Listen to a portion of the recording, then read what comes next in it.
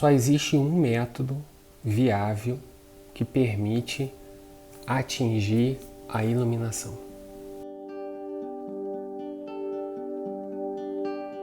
Na verdade, eu particularmente acredito em dois métodos, né?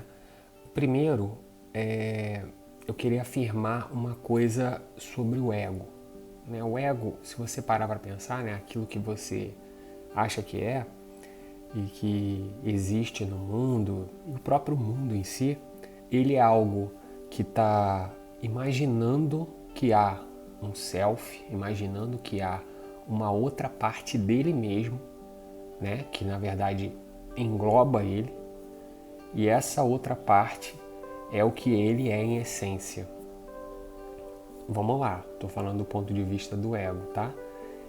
Isso é fato, mas o ego ele é incapaz de afirmar isso, porque ele em si, a formação dele, a existência dele é completamente vazia, é completamente ausente ou não existente. Então, ele afirmar algo assim é realmente tão vazio quanto ele próprio. Então, uma busca que ele, porventura, empreenda, né, através, vamos supor, do conhecimento. Eu vou ler, eu vou buscar conhecimento, eu vou ler os Vedas, eu vou buscar mais profundo conhecimento sobre mim mesmo e tal, e eu vou adquirir esse conhecimento, eu começo a mudar, a me transformar, né? Porque é bom a gente pensar no presente como aquilo que está sempre em transformação e não numa seta que caminha do presente para o futuro. Imagina que é a mesma cena que está se transformando, entendeu? À medida que as coisas acontecem, ou que você direciona a sua atenção para um lado ou outro.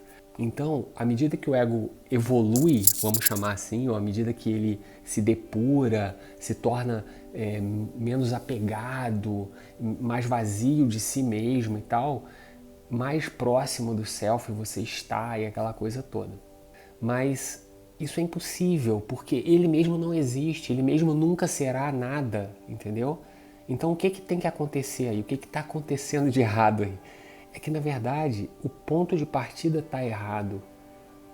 A grande sacada, que é uma das formas que eu visualizo como caminho para realizar, né, o self, seria entender a incompetência, a incapacidade e a inexistência de você mesmo, a ponto de que se entrega, não resta mais nada a ser feito que não louvar, adorar, celebrar algo que está além da sua compreensão, além da sua mente, que a gente chama de Deus. Então celebra, louva, se entrega, se rende e não há nada que você possa fazer. E de fato não há nada que o ego possa fazer para atingir estado nenhum, entendeu? A segunda forma que é defendida por Sri Ramana Maharishi é a seguinte: pergunte quem sou eu, né? Quem eu sou? E prossiga nessa pergunta, mas prossiga buscando a resposta dela, só que apenas dentro de si mesmo, e fique martelando e buscando, insistindo.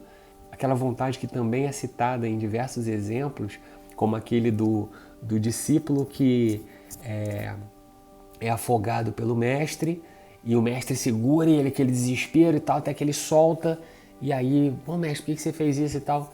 Você disse que estava querendo atingir a iluminação. A mesma vontade que você tinha pelo próprio ar é a vontade que você tem que ter pela iluminação. Então, você fazer essa pergunta de quem eu sou e buscar a resposta com essa vontade, com essa ânsia, com essa dedicação, vai levar você a um ponto. Qual é o ponto? Você vai investigar esse eu ilusório que você é. E é esse o ponto. Você vai entender que ele é ilusório. Quem vai entender? Quem está perguntando? Entendeu? Então tudo isso vai se autodestruir. A ferramenta que está perguntando, ela também vai se degenerar ou deixar de existir.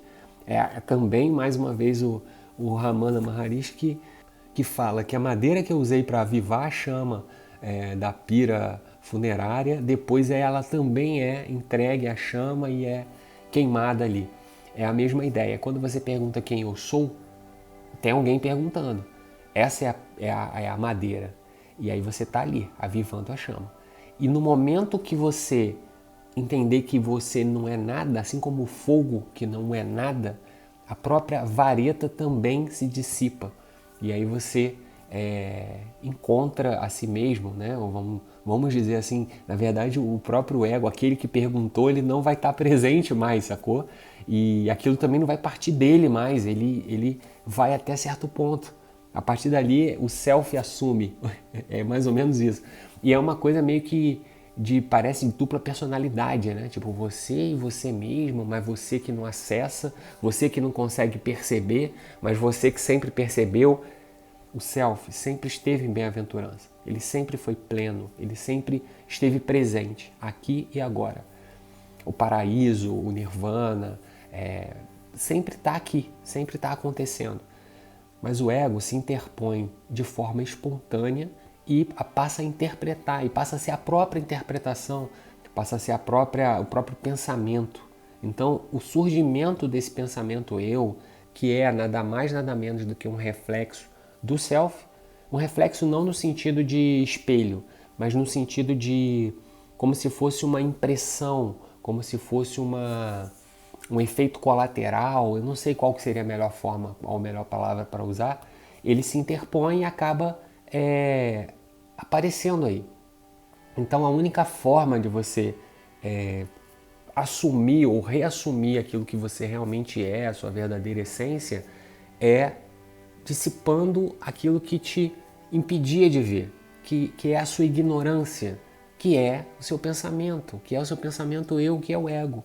Então, no momento que você dissipa isso, você consegue retornar aquilo que sempre foi.